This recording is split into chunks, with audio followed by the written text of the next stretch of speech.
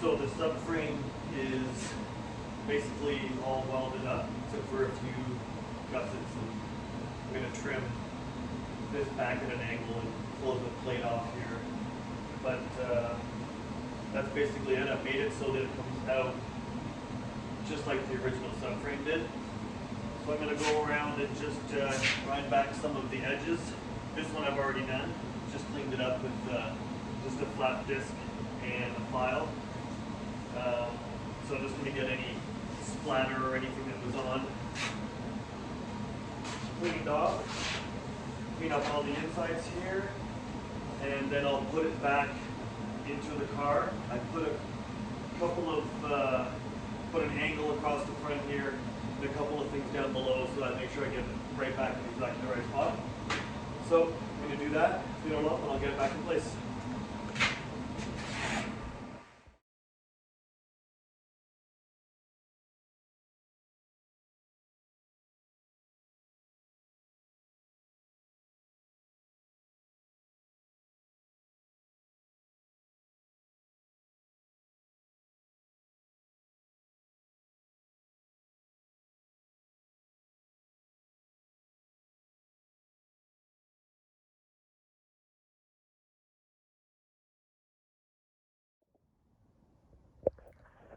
Back working on the 69 Camaro again.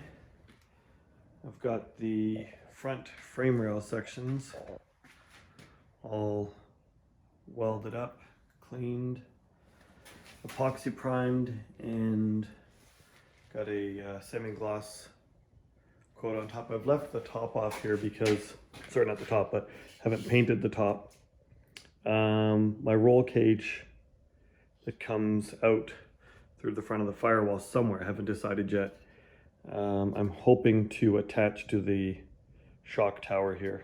I'm not doing a complete cage, but I'm gonna have something come through the firewall to stabilize the cowl and up around where the doors bolt in, and kind of a door bar from the main hoop that goes around the back, which none of which is built yet. But so I bought this kit from Gordy over at Night Restorations for the front.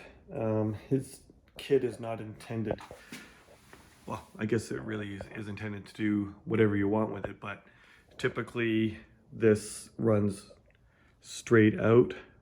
I've cut it down on an angle so that it basically tucks in like an original front subframe. So I'll put those in place. I need to clean up these mounts here, so I'm going to clean these up first before I put this in place, because once it's in there you can't get back at this. So I'm going to do that, put some epoxy primer on it, some filler primer, give it a bit of a scuff, and then paint it black on both sides. So I'll get that done and then we'll come back. Here's a little better look at the frame rail. I had to lower the coilover mount a little bit because my coilovers are shorter than the normal C6 coilover. But everything's kind of as tight to the body as it can be. Body mount back in the original location. Continued this forward so it meets right where the subframe mounts, and gusseted all that in. And that's where the subframe, aluminum subframe bolts to.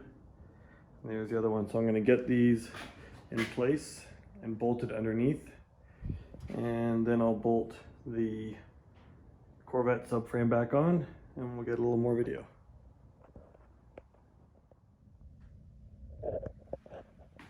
I've got the subframe bolted back in now that it's all cleaned up, primed and painted.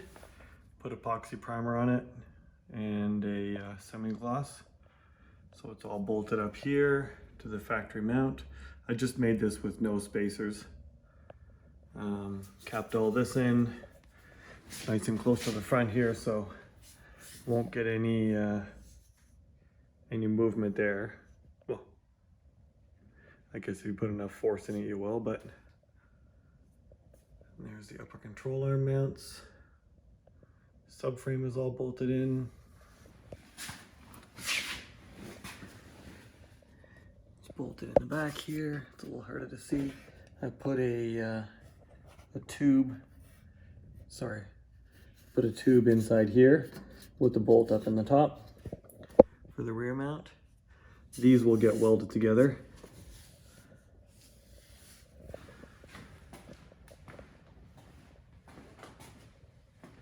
That's a little bit more done. This is a really, really nice kit that Gordy over at Night Restoration sells.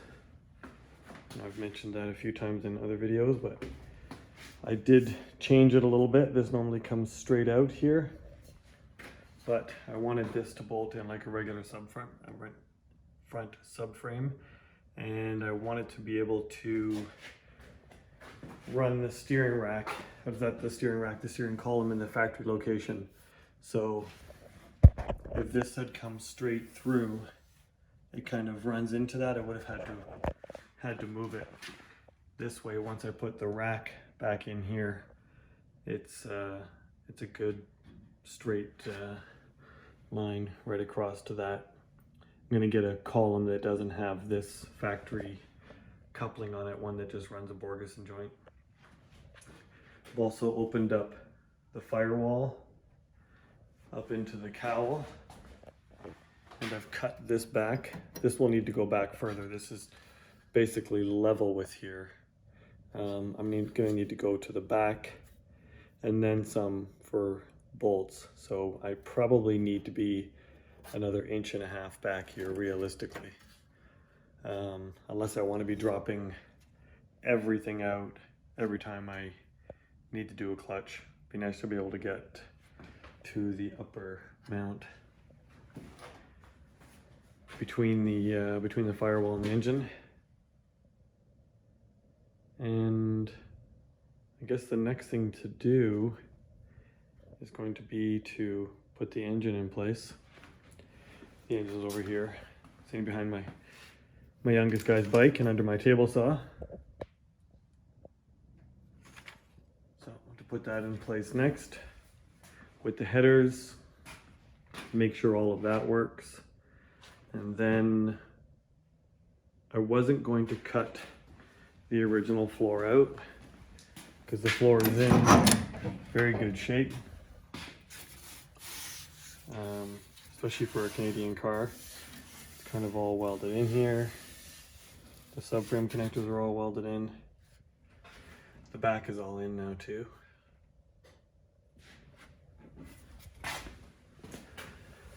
That's all welded. This all still needs to be cleaned, and there's some more boxing that needs to happen here. But this here has a little bit of surface rust on it. So this is why I'm changing the floor. I don't know that it's worth it, but it's between the frame and there, so I just figured while I'm at it, I might as well swap this out. It's gonna be a big job, and that's a lot of work, so still undecided. But